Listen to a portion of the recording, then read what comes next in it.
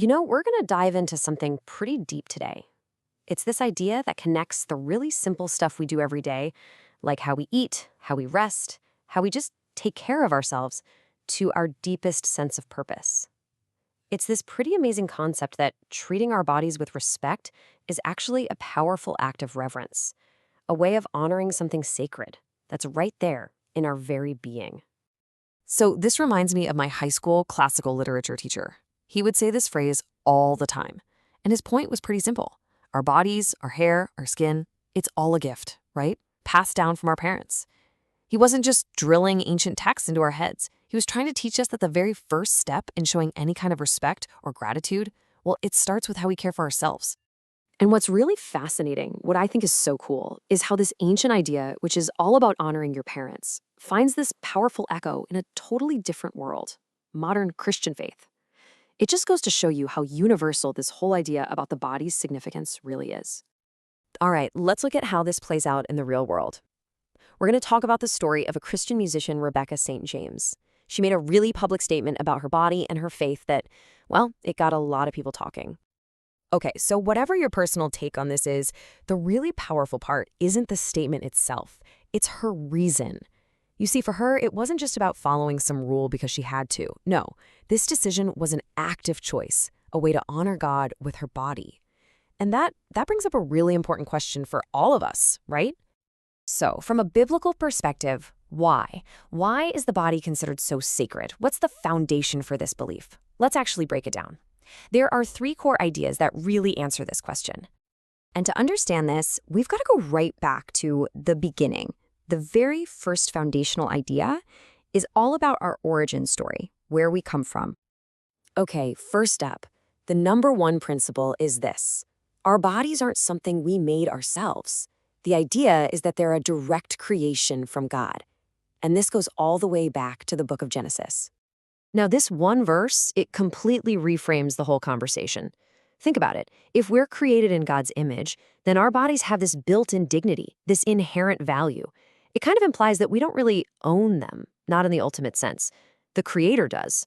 So respecting your body, well, that becomes a way of showing reverence for where it came from. It's a huge shift in perspective, right?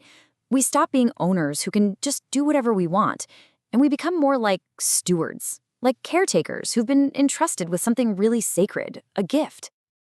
But the story doesn't stop there with creation. This whole idea of being a steward gets even deeper. There are 2 more principles that take the body's status to a whole other level. Okay, so principle number 2. This one builds right on top of the first one, the idea that our bodies have been redeemed.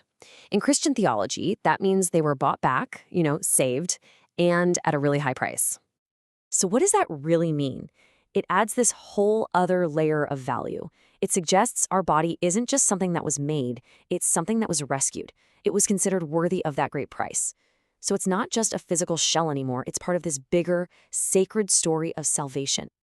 And that leads us to the third point. And honestly, this one might be the most transformative of all. If the body is created and it's been redeemed, then it's ready to become something pretty extraordinary, a temple.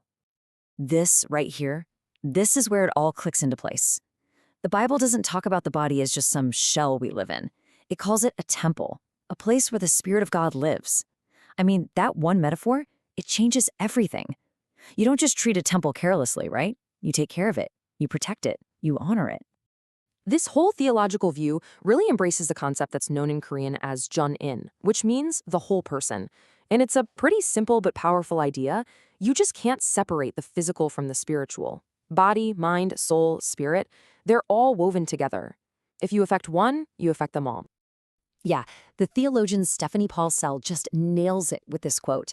The idea is that respecting your physical body isn't some superficial, vain thing. Nope. It's a direct way of honoring the entire person, your soul and spirit included. And on the flip side, if you neglect or harm your body, you're actually harming your whole self. Okay, so this is all really fascinating stuff, but it begs a pretty practical question, right? How does this whole body as a temple idea actually translate into our day-to-day lives? What does it look like? Well, a lot of the time, it's in the simplest things. We're talking about just staying clean, wearing clothes that are appropriate and respectful, feeding ourselves good food, and, protecting our bodies from harm. This isn't just a list of chores or some health blog tips. No, within this way of thinking, these small, consistent things, they get elevated. Brushing your teeth, choosing a healthy meal over junk food, making sure you get enough sleep, all of that can be seen as a practical way of taking care of a sacred space. They become something more. They become a form of worship. And this really brings everything to a powerful conclusion. If our bodies are created, if they're redeemed, and if they're considered temples, then living well in them isn't just self-care. It's pretty much the highest form of spiritual practice you can have. And this idea is just perfectly captured here when the Apostle Paul talks about offering your bodies as a living sacrifice. Now, that sounds intense, but it's not about harming the body. It's about living through your body in a way that's intentional and holy. Your whole physical life, how you eat, how you work, how you rest, that becomes the main stage for your worship.